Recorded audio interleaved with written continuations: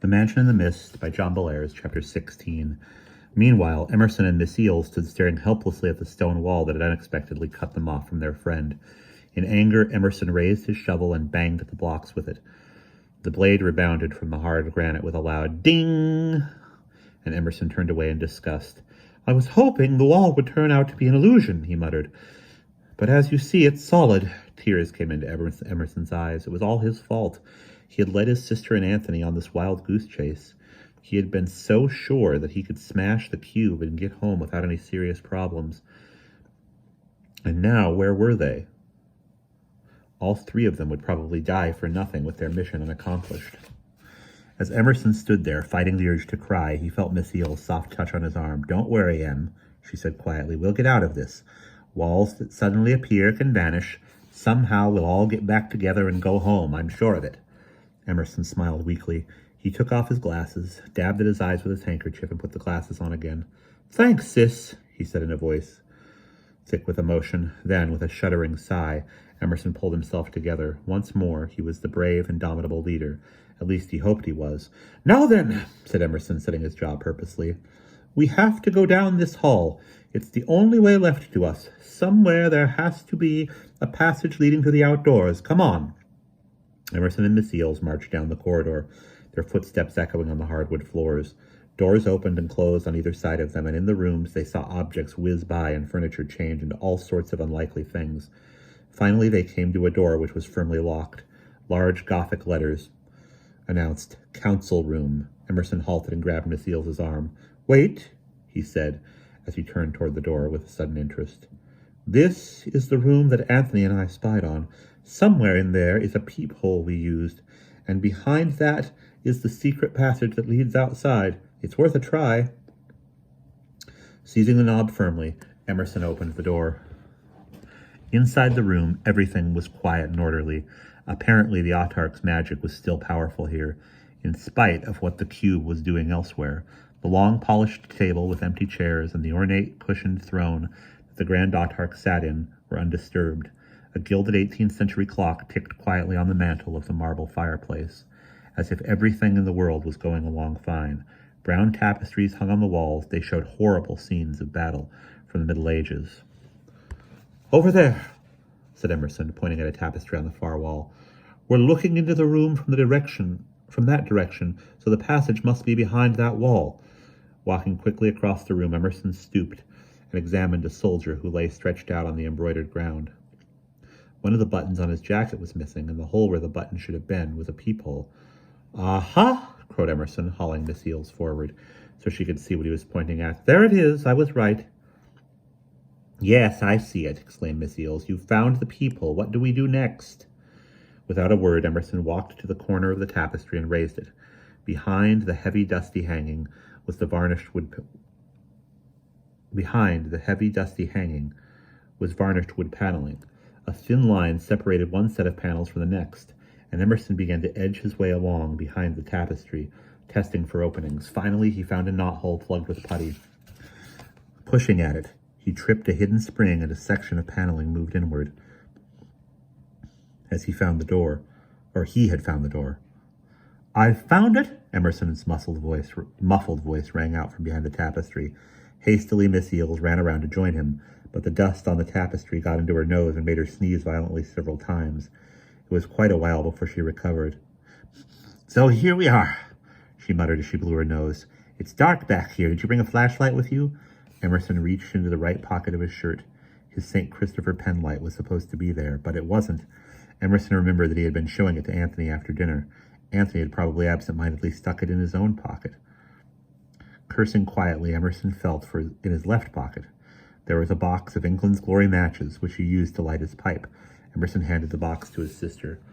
"This is the best I can do, I'm afraid," he said as he pressed the matches into her hand. "Just keep lighting them as long as you can." Miss Eels struck the big wooden matches, one after another, as they made their way along the carpeted passage.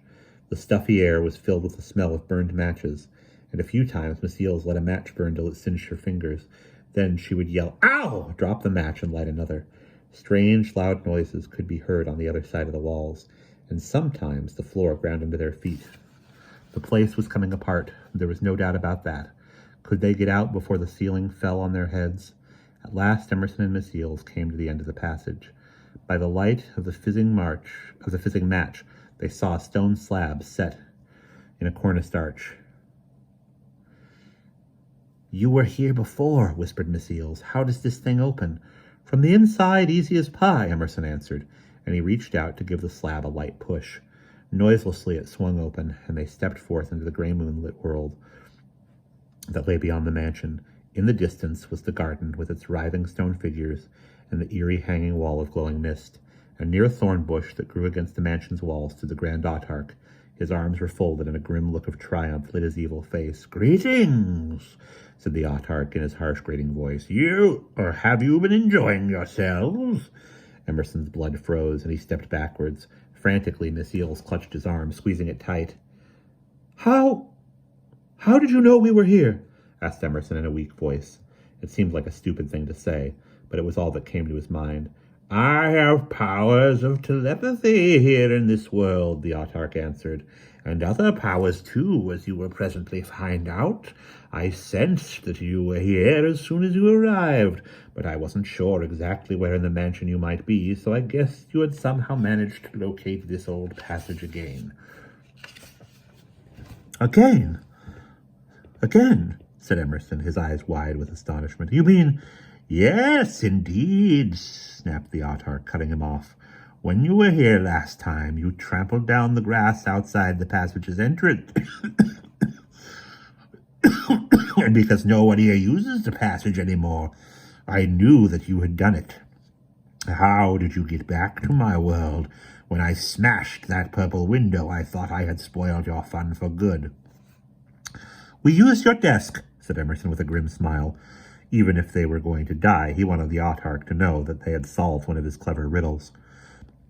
"My desk?" said the Autarch, grinning unpleasantly. "Ah, yes. When I first created this house with the help of my friends, of course. I used the desk to take me back and forth. How brilliant of you to work out its secrets and avoid the death trap, too. I must congratulate you, Mr. Eels.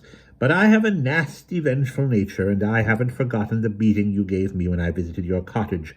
Soon you and your dear sister will be smothered in statues of living stone. But first I need some information from you. Where is the Logos Cube?" Emerson was totally stunned by this question. He couldn't have been more surprised if the Autarch had asked him for a piece of the moon on a platter. With all his powers of telepathy, the Grand Autarch had things wrong. Maybe the amulet of Gobi Desert Sand was protecting the inner recesses of Emerson's mind, or maybe it was his native stubbornness that saved him. Whatever the reason was, Emerson was grateful. His brain raced madly. What should he say? Not the truth, that was for certain, but what? Suddenly he had an inspiration. He knew what he ought to say. "Well," snapped the Autarch impatiently, "out with it. Where is the cube?" Emerson took a deep breath and let it out. "It's buried near the sundial in your garden. Mr. Wabe told me. Please, it's the truth, I swear." "It had better be," muttered the Autarch with an evil grimace. "If you are playing games with me, you'll wish you had never been born. I know where the sundial is. You can use that shovel to dig up the cube for me. Come." Emerson did his best to snivel and look totally beaten. Together he and Miss Eels followed the Autarch into the garden of snaky vines. The vines writhed and hissed, but the outstretched hand of their master calmed them. The grim little procession passed the statues of frozen horror and came at last to the sundial in the center of the garden. The greenish bronze dial stood on a fluted stone column, and around its edge these words were inscribed: "Life is a dream." Immediately, Emerson began digging. Clods of grassy earth flew in all directions, but he was digging in the wrong place, and his work was all in vain. "Well," snapped the Autarch, tapping his foot on the gravel path. "Have you found it yet? Give me time, panted Emerson, wiping his sweaty forehead with his sleeve. "I haven't found it yet, but I will." "My patience is limited," said the Autarch ominously, "but I will give you a few more minutes. Use them wisely." "Yes, sir," mumbled Emerson. He looked around wildly. On the other side of the sundial was a small depression on the ground. "Oh, how stupid of me," he said. "I've been digging in the wrong place. I'd like to try over there, if I might." The Autarch nodded curtly, and Emerson scrambled over to the other side of the sundial and began digging again. Before long, the tip of his shovel hit something that made a loud metallic clang. Scrabbling madly in the dirt with his fingers, Emerson came up with a hammer. It was made of some dull gray metal, and on the handle words were engraved. "Fling me into the upper air. I'll find the cube, be it here or there." Emerson heard gravel crunch, and he looked up to see the Grand Autarch glaring down at him. "That is not the cube," he growled. "What game are you playing? Give it to me, whatever it is, now." With a sudden motion, Emerson leapt to his feet with the hammer in his hand. He flourished it before the startled eyes of the Autarch, and then he heaved the thing into the air. With a power of its own, the hammer soared upward and was lost in the murky leaden sky above them. Emerson and Miss Eel stared, hoping for what? They really didn't know.